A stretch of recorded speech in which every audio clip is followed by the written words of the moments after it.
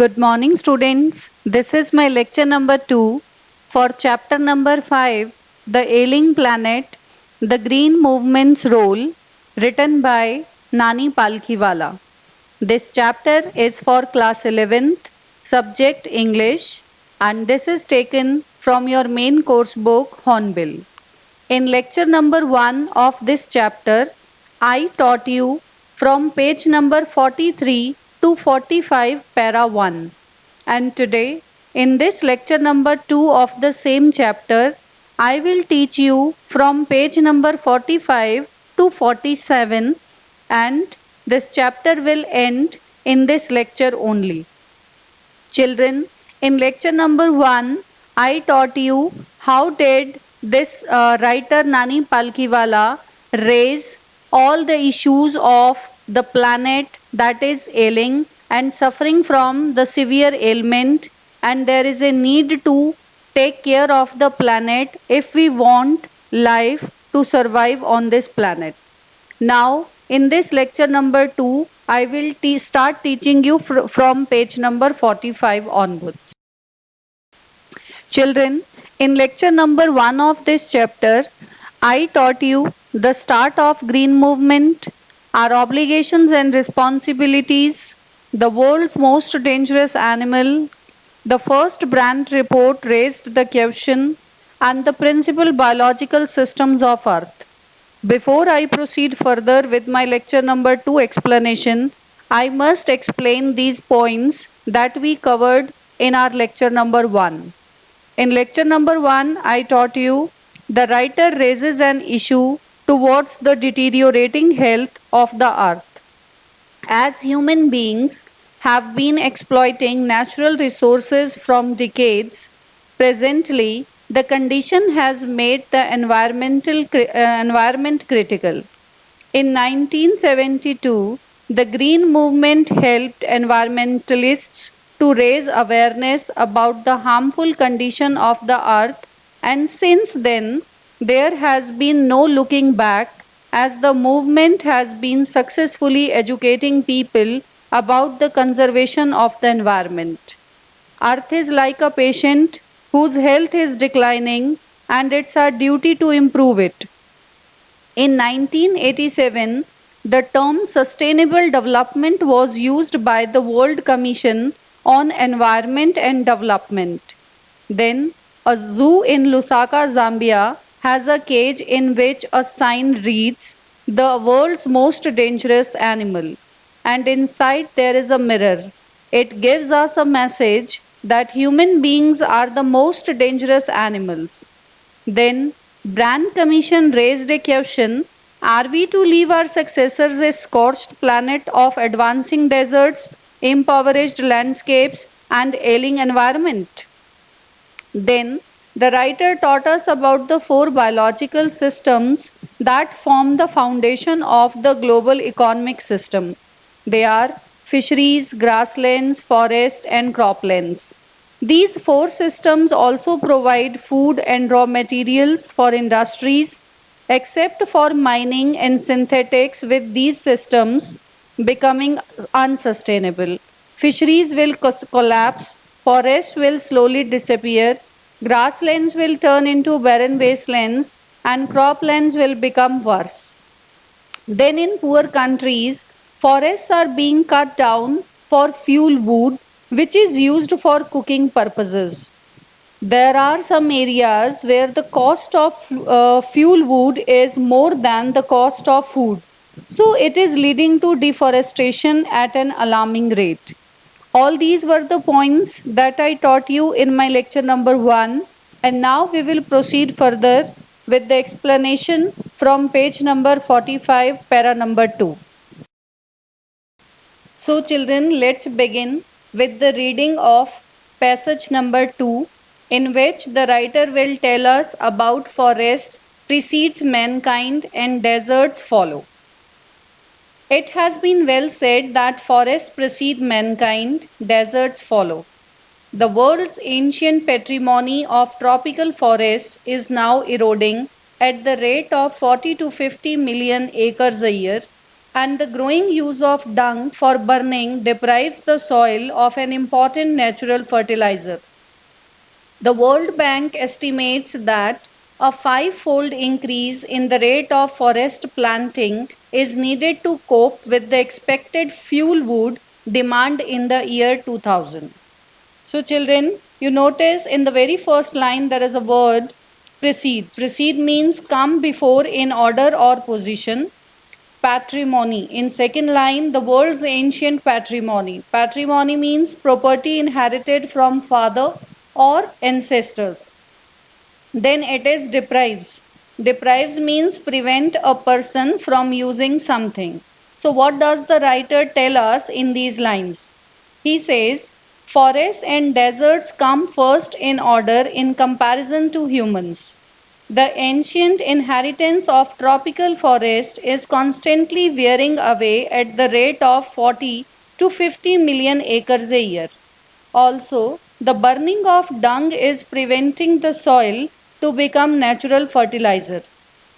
To meet the need for fuel wood demand, there is a need to increase the rate of forest plantation by fivefold by the year 2020, and we are losing the forest closer to an acre and a half to a second, according to James Speth, president of the World Resource Institute, that is given in the next four lines of your book. You see, it's written James Speth, the president of the World Resources Institute, said the other day, we were saying that we are losing the forest at an acre a second, but it's much closer to an acre and a half to a second. So, in these lines, it is given that we are losing the forest closer to an acre and a half to a second. According to him, he is the president of World Resource Institute. Children, now we will read about the Article 48A of the Constitution of India, that is given on page number 45 in the last paragraph. I am reading first what is written in the book. Article 48A of the Constitution of India provides that the state shall endure to protect and improve the environment and to safeguard the forest and wildlife of the country. But what causes endless anguish, anguish means pain, is the fact that laws are never respected nor enforced in India. For instance, the Constitution says that the casteism, untouchability, and bonded labor shall be abolished. But they flourish shamelessly even after 44 years of the operation of the Constitution, and this year you can increase, now we are in 2020. So a recent report of our Parliament's Estimates Committee has highlighted the near catastrophic depletion of India's forests over the last 4 decades.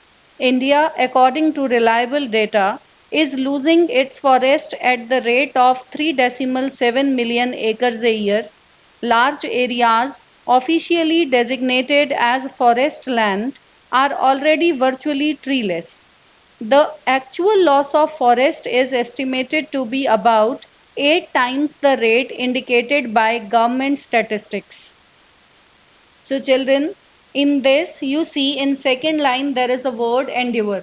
Endure means trying hard to achieve something, right? Then I taught you in line 4 there is word anguish, and I have already told you that means pain or suffering.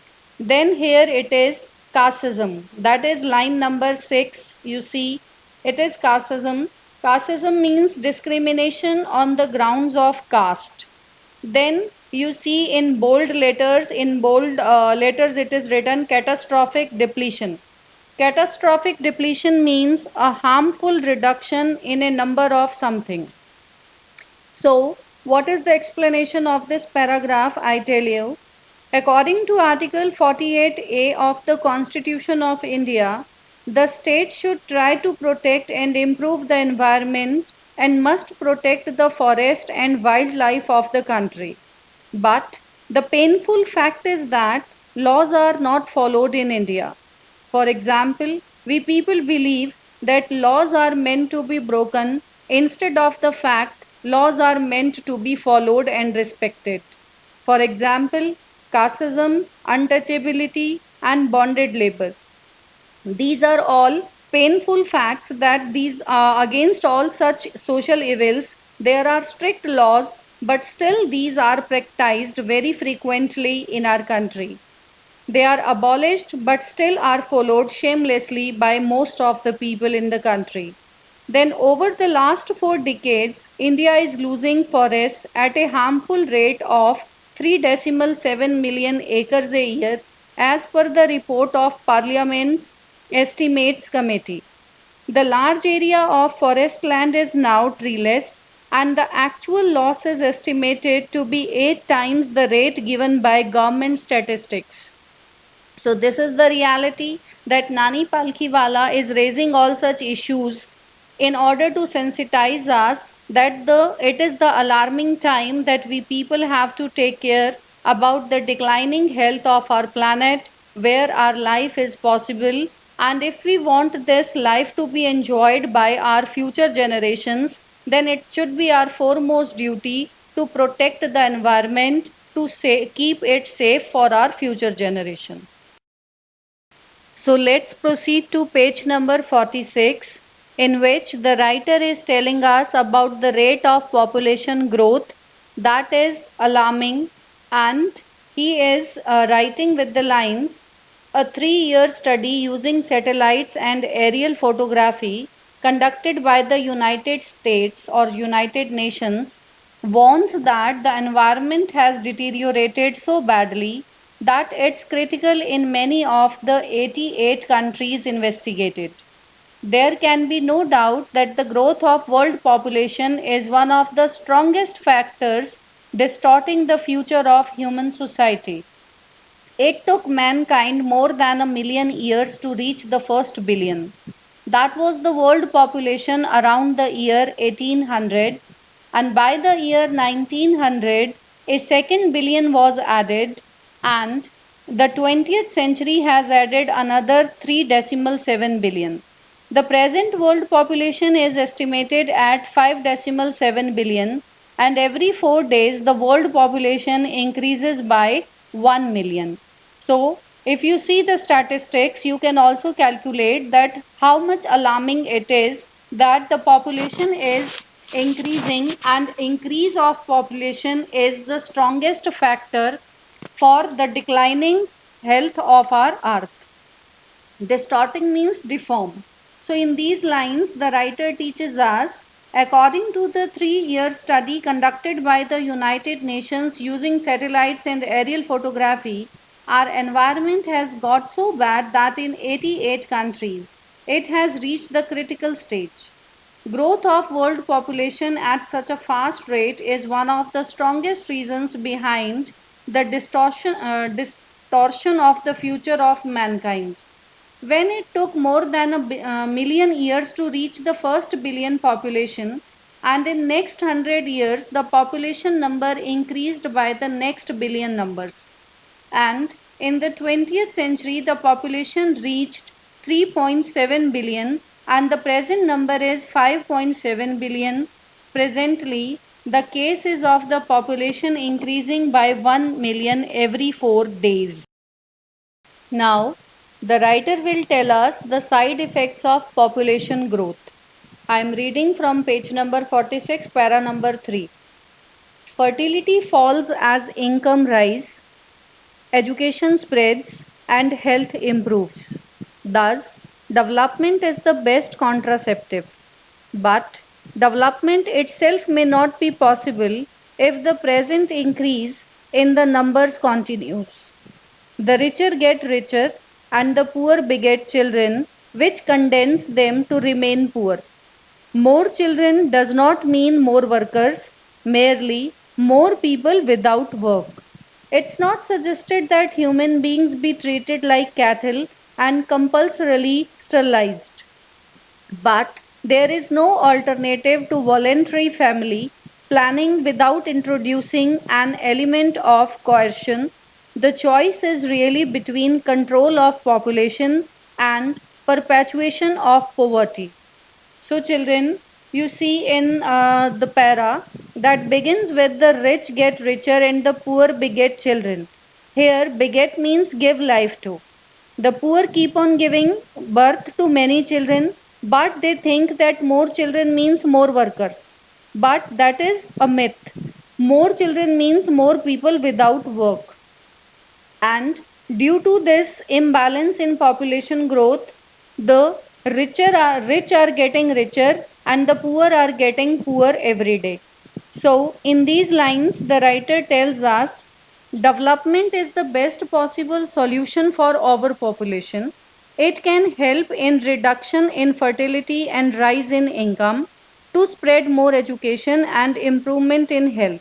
But if the number of population will keep increasing, it may not help in attaining any kind of development, as the rich get richer and the poor births children who are bound to remain poorer.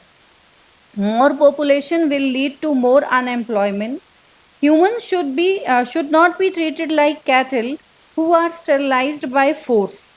Here there is a word that is coercion. Coercion means force. But to control population, some element of force has to be put on for family planning. Now, humans have to choose between population control and keeping up with poverty. That is their choice. The writer has clearly made us understood that if we do not control the population, then the day is not far that the poor will be getting poorer every day, and more children does not mean more workers, but more children means more people without work. That is giving rise to unemployment in the society. Children, now we will proceed with the second last para of page number 46, in which the writer tells us environment, that is the passport to future. Now I am reading the lines from your book. The population of India is estimated to be 920 million today, more than the entire populations of Africa and South America put together. No one familiar with the conditions in India would doubt that the hope of the people would die in their hungry hutments unless population control is given topmost priority. Children, here hutments means collection of huts. Then, for the first time in human history, we see a transcending concern. Transcending concern means a concern that existed for a very long time and has passed down from one generation to another. I repeat, transcending concern means a concern that existed for a long time and has passed down from one generation to another. So we see a transcending concern the survival not just of the people but of the planet. We have begun to take a holistic view of the very basic basis of our existence. The environmental problem does not necessarily signal our demise. Demise means death. It's our passport for the future. The emerging New World Vision has ushered in the era of responsibility. Ushered means guide someone somewhere. It's a holistic view, an ecological view, seeing the world as an integrated whole rather than a disassociate collections of parts. So children, as I told you, hutments means collection of huts. Transcending concern that was existing for a long time and has passed down from one generation to another. Demise means death. Ushered means guide someone somewhere. So in these lines, the writer explains the population of India is 920 million, that is more than the population of Africa and South America together. If the population is not controlled, most of the people would die in their huts with just a hope. But with time, people are now concerned about the survival of the planet. We have now started to see our existence with a comprehensive view. Solving environmental problems are a passport to the future and should not be seen as a remark of our death. We should see the world as a whole and not as different parts. So, this is our duty to protect this planet before it goes away from our sights permanently. Children, you need to note one thing here. As Nanni Palkhiwala wrote this chapter in 1997, therefore he has written, the population of India is estimated to be 920 million today. But now you are in 2020 and you must note that India's population today is 1.3 billion, right? As the chapter was written in 1997, therefore these statistics or these data vary from today. Children, now we are proceeding towards the end of the chapter in which the writer will explain the role of industries. And he writes in his chapter that industry has a most crucial role to play in this new era of responsibility. What a transformation would be effected if more businessmen shared the view of the chairman of DuPont, Mr. Edgar, and Woolard Wu 5 years ago declared himself to be the company's chief environmental officer. He said, our continued existence as a leading manufacturer requires that we excel in environmental performance. Of all the statements made by Margaret Thatcher during the years of her prime ministership, none has passed too decisively into the current coin of English usage as her felicitous words, no generation has a freehold on this earth. All we have is a life tenancy with a full repairing lease. In the words of Mr. Lester Brown, we have not inherited this earth from our forefathers, we have borrowed it from our children. So, what he writes in these lines, I tell you, in the first paragraph of this last two I have just read, he says, in the era of responsibility towards the environment, industry plays an important role.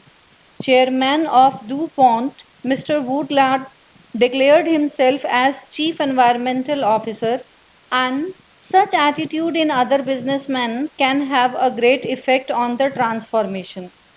And then in last stanza he says, when Margaret Thatcher was the Prime Minister, her one statement which was so well chosen is the meaning of the word, here it is felicitous. You see in third line of last stanza, there is word written felicitous, that means well chosen, right? And then in next line there is word freehold. Freehold means permanent tenure of land or property. Then in the same line you see it is written tenancy. Tenancy means possession of the land. So in the last paragraph, when Margaret Thatcher was the Prime Minister, her one statement which was so well chosen, she said that no human on this earth holds a permanent tenure, because everybody knows life is temporary and nobody can save himself or herself from the clutches of death. So it's not permanent that we have to stay on this earth, and we must stay on this earth with a thought that we all have life possessions and a full repairing lease.